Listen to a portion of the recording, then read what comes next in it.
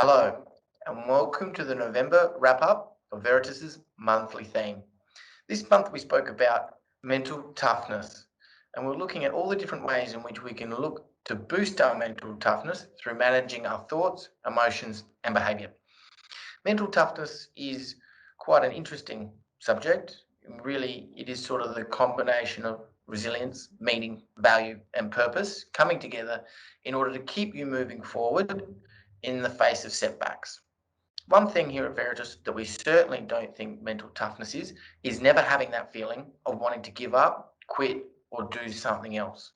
Mental toughness is really what happens when you're met with those moments where your optimism is down, when you're feeling fatigued, maybe feeling like giving up, how you respond to those moments and being able to see them as exactly that, moments, but not something you're connected to longer term.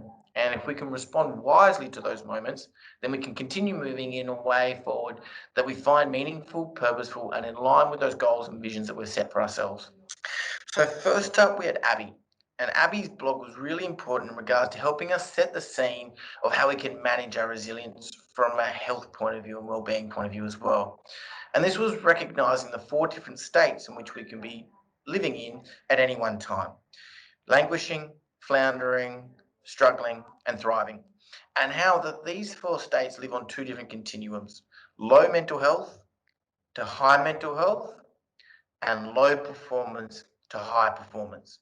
Now, when we're talking about mental toughness, we're not just talking about our state of mental health, but obviously how we're performing as well. And being mentally tough is about trying to be living life in that thriving concept or that thriving state where we are feeling good feelings of mental health that perpetuate and encourage us to keep moving forward with our performance. So when we're talking about getting mentally tough, and we're talking about managing ourselves through bouts of stress or going on to manage ourselves, really what we want to be doing is looking at how we're looking after ourselves. Are we getting enough sleep? Are we staying engaged with our relationships? Are we making sure that we're not drinking too much? Are we eating the right? And do we have a good exercise routine? And are we being disciplined with this and bringing them into our lives, not when we feel fatigued, not when we feel like we should be getting more sleep, but making conscious decisions to manage it in a healthy way so that we're feeling rested, social, energized, and healthy all the time. So that when these bouts of stress occur, when we get a setback, when we get a challenge, when we get a temptation that moves us away from what we're trying to be mentally tough towards, that we have the emotional bandwidth there, that resource in the bucket that we can draw upon to keep moving in the right direction. If we're already feeling stressed, if we're already feeling exhausted, and we get that next setback, that is when we're likely to falter. That is when we're likely to move away from what we think is really important in that moment and do something not aligned with our values or our goals. So that was what we started with as well. As we went through the month, we then began to, as we saw through Mitch and Ash's contributions with their blogs, we started to see again how we can then also reframe stress to not be something that erodes our mental toughness, not be something that we can't cope with, but how we can use it positively to energize ourselves and change things from being a problem to a challenge.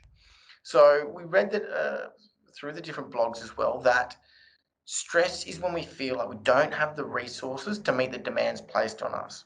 And if we can hang in there, if we can move through that point of stress and see ourselves being successful, see ourselves getting through to the end, then we're actually boosting our boosting our resources, our internal resources, which means that we've grown in our capabilities, which means that we're able to meet further and higher demands placed on us moving forward. So, if we're able to stop and be mindful with our stress, if we can recognize what internal capabilities or skills I'm growing through being able to succeed in this moment, then we can view stress as being something which is helping push us and grow us as well. So, rather than being something I've got to be fearful of, rather than something that I've got to be wary of, I can begin to use stress really positively. Of course, that means we still have to monitor our stress. We can't just take on more stress and more stress and more stress and tell ourselves, hey, I'm growing through all of this. Of course, you need to monitor it. And not all the time can we stress wisely. But if we take the time to recognize that a little bit more than what we probably normally do in our lives, then we really give ourselves a chance to turn stress from always being a problem to a purposeful challenge that we can get through and grow through. So that was really important. Then, as we started to look at stress a bit further as we went through the month, we started looking at where our mindset goes to when we're under stress. So we know that as a human being, our thoughts can be based in one of three timeframes, either in the past, the present, or the future.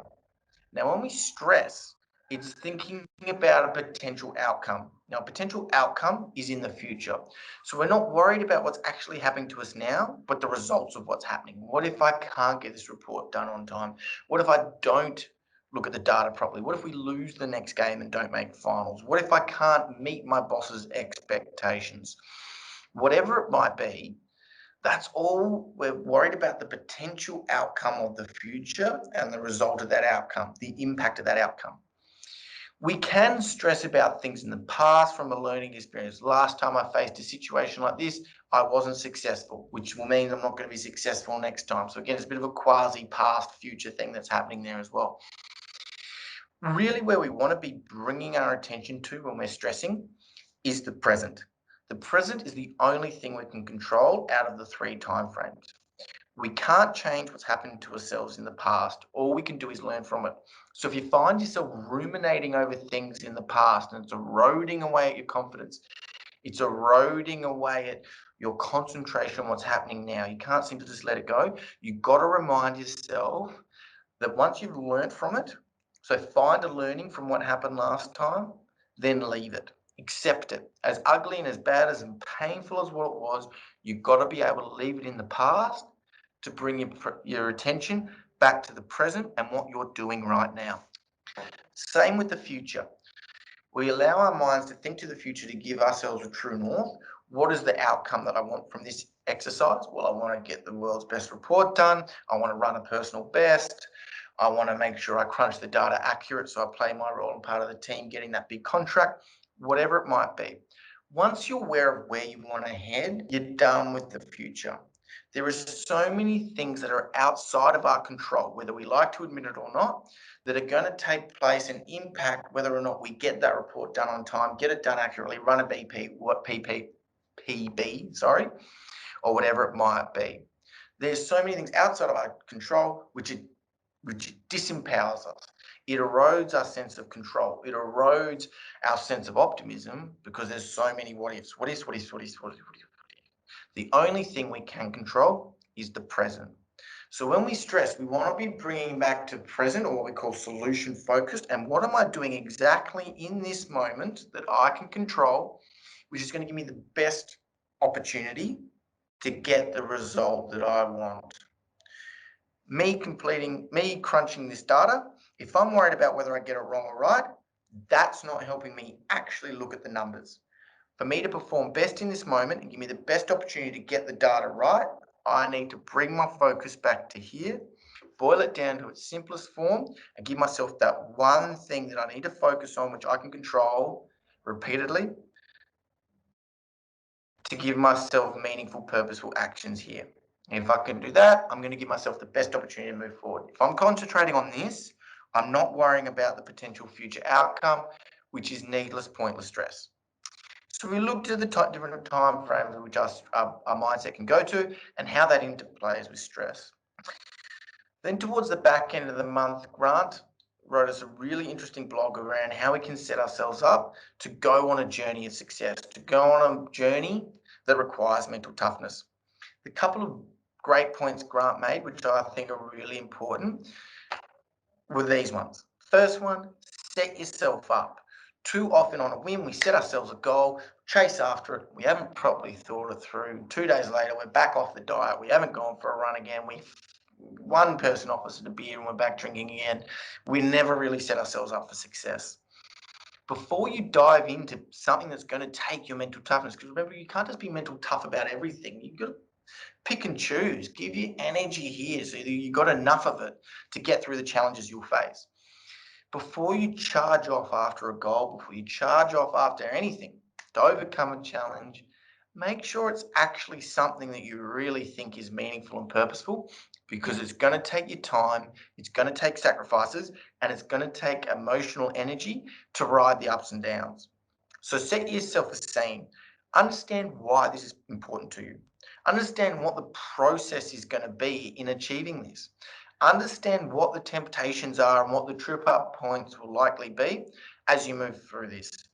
Because I'm 100% certain that you will, at certain times, if you've set yourself an appropriate goal, experience a setback, experience a challenge, find positive results hard to come by at different points. And you're going to have to be prepared for them. And the more preparedness you can give yourself in understanding what they're likely to look like, where they're likely to come from, the better ability you've got to responding wisely to them when they do occur. So don't ever rush through the planning process of setting up a goal.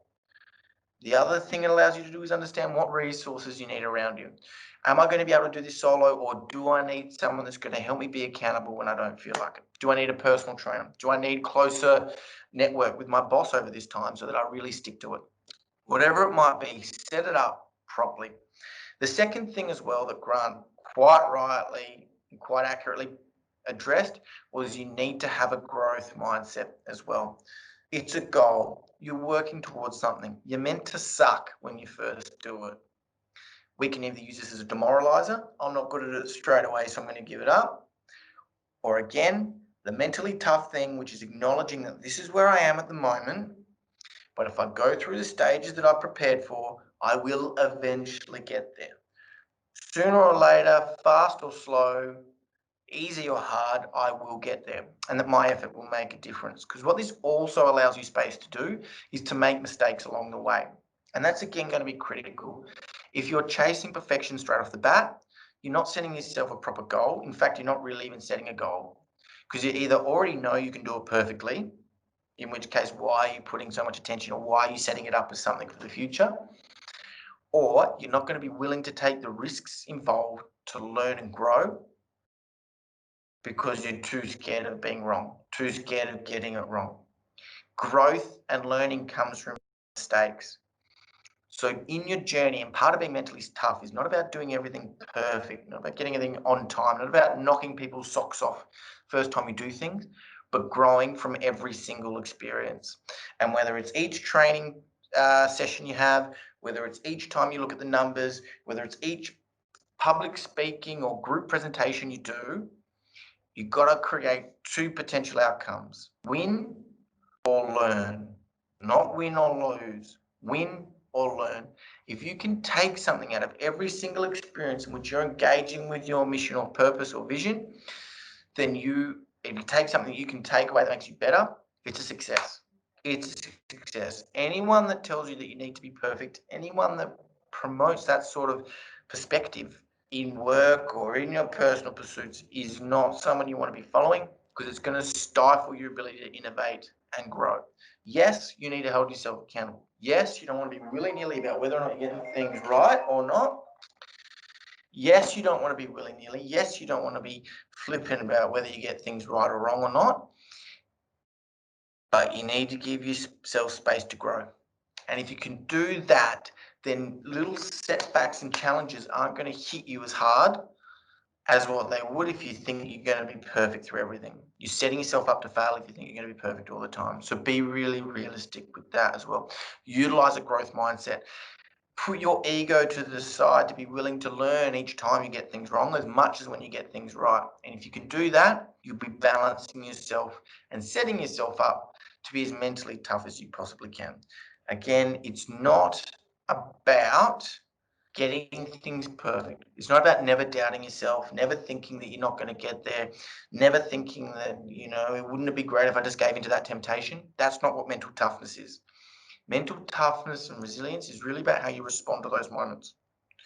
Do you throw in, or do you recognize them for what they are, as a moment that will pass if you keep yourself focused, focus on the present, and keep moving forward?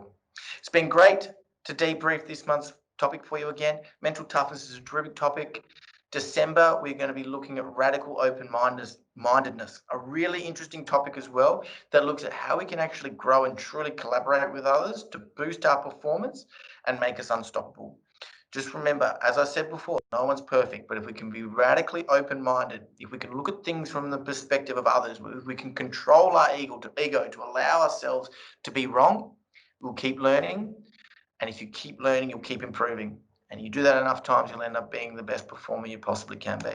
So have yourself a terrific month. I look forward to catching up with you again at the end of December. We'll see you next time.